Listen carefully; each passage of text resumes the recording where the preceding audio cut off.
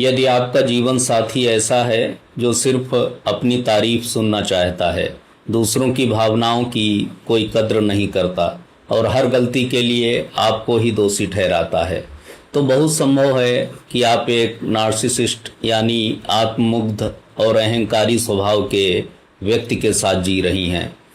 ऐसे रिश्ते में रहना किसी मानसिक टॉर्चर से कम नहीं होता।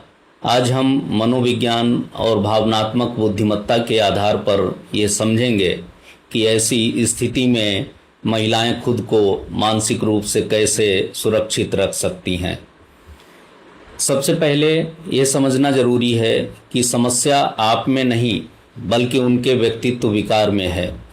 नार्सिसिस्ट व्यक्ति में सहानुभूति की भारी कमी होती है। वे हर रिश्ते को अपने नियंत्रण में रखना चाहते हैं और सामने वाले को नीचा दिखाकर मानसिक रूप से कमज़ोर करते हैं। जब आप इस सच्चाई को स्वीकार कर लेती हैं कि आप उन्हें बदल नहीं सकती, तो आपकी आधी मानसिक लड़ाई वहीं खत्म हो जाती है। नार्सिसिस्ट पतियों का सबसे बड़ा हथियार होता है गैस लाइटिंग, यानी आपको अपनी ही याददाश्त और समझ पर शक करने पर मजबूर कर देना। वे ऐसी बातें कहेंगे जो उन्होंने कभी नहीं की होंगी, या आपके आत्मविश्वास को तोड़ने के लिए आपको मानसिक रूप से भ्रमित करेंगे।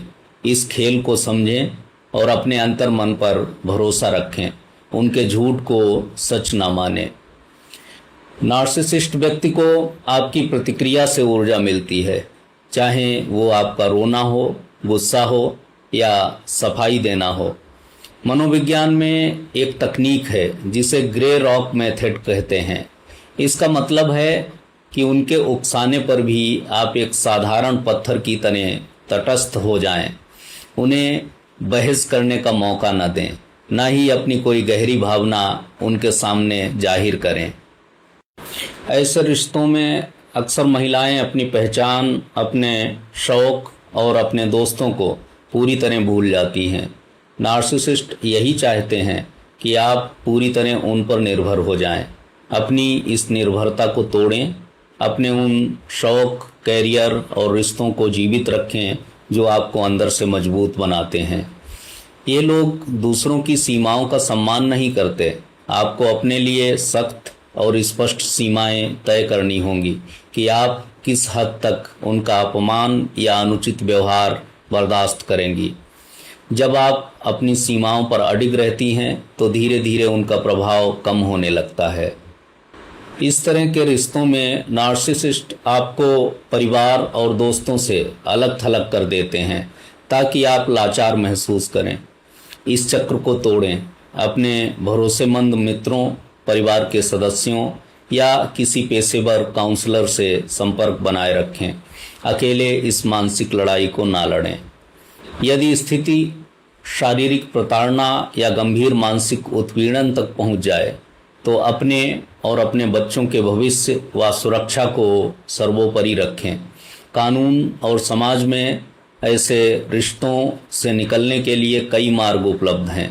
एक अहंकारी और नार्सिसिस्ट जीवन साथी के साथ रहना कठिन जरूर है, लेकिन असंभव नहीं।